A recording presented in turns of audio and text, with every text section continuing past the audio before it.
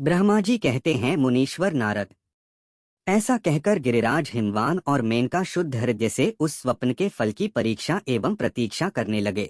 दक्ष यज्ञ से अपने निवास स्थान कैलाश पर्वत पर आकर भगवान शर्भु प्रियाविरह से कातर हो गए और प्राणों से भी अधिक प्यारी सती देवी का हृदय से चिंतन करने लगे। अपने पार्षदों को बुलाकर सती के लिए शोक करते हुए उनके प्रेमवर्धक गुणों का अत्यंत प्रीतिपूर्वक वर्णन करने लगे। यह सब उन्होंने सांसारिक गति को दिखाने के लिए किया। फिर गृहस्थाश्रम की सुंदर स्थिति तथा नीति रीति का परित्याग करके वे दिगंबर हो गए और सब लोकों में उन्मत्त की भांति भ्रमण करने लगे। लीला कुशल होने के कारण विरही की अवस्था का प्रदर्शन करने लगे। सती के विरह से दुखित हो कहीं भी उनका दर्शन न पाकर भक्त कल्याणकारी भगवान शंकर पुनः कैलाशगिरि पर लौट आए और मन को यत्न पूर्वक एकाग्र करके उन्होंने समाधि लगा ली, जो समस्त दुखों का नाश करने वाली है। समाधि में वे अविनाशी स्वरूप का दर्शन करने लगे। इस तरह तीनों गुणों से रहित हो वे भगवान शिव चिरकाल तक सुस्थिर भाव से समाधि लगाए बैठे रहे। वे प्रभु स्वयं ही माया के अधिपति निर्विकार परब्रह्म हैं। तदंतर जब असंख्य वर्ष व्यतीत हो गए तब उन्होंने समाधि छोड़ी। उसके बाद तुरंत ही जो चरित्र हुआ उसे मैं तुम्हें बताता हूँ। भगवान शिव के ललाट से उस समय श्रमजनित पसीने की एक बूंद पृथ्वी पर गिरी और तत्काल एक शिशु के रूप में परिणत हो गई। मुने, उस बालक के 4 भुजाएं थीं, शरीर की कांति लाल थी और आकार मनोहर था।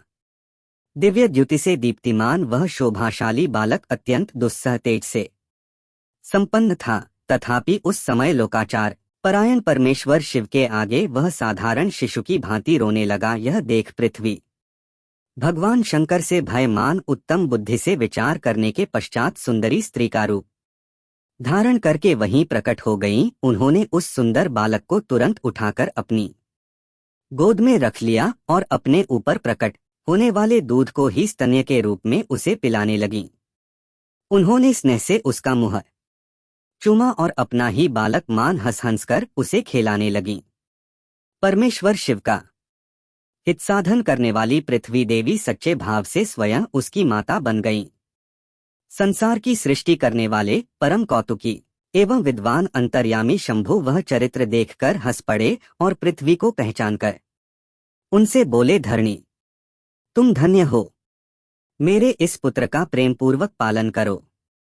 यह श्रेष्ठ शिशु मुझ महातेजस्वी शंभु के श्रमजल पसीने से तुम्हारे ही ऊपर उत्पन्न हुआ है।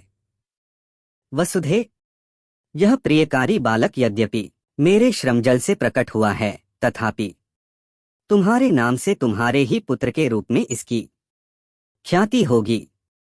यह सदा त्रिविध तापों से रहित होगा, अत्यंत गुणवान और भूमि देने वाला होगा।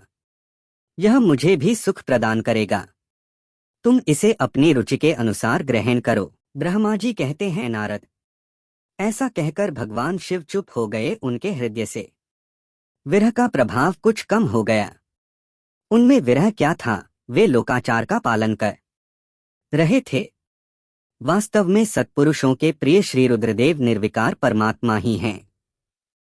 शिव की उपर्युक्त आज्ञा को शिरोधार्य करके पुत्रसहित पृथ्वी देवी शीघ्र ही अपने स्थान को चली गईं। उन्हें आत्यंतिक सुख मिला। वह बालक भौम नाम से प्रसिद्ध हो युवा होने पर तुरंत काशी चला गया और वहां उसने दीर्घकाल तक भगवान शंकर की सेवा की। विश्वनाथ जी की कृपा से ग्रह की पदवी पाकर वे भूमि कुमार शीघ्र ही श्रेष्ठ एवं दिव्यलोक में चले गए, जो शुक्रलोक से परे हैं। अगर आप हमारे ज्ञान चैनल पर नए हैं तो प्लीज़ सब्सक्राइब कीजिए और आपको वीडियो पसंद आया हो तो लाइक कीजिए, ताकि ऐसे ही अच्छे वीडियोस हम आपके लिए ला सके। धन्यवाद।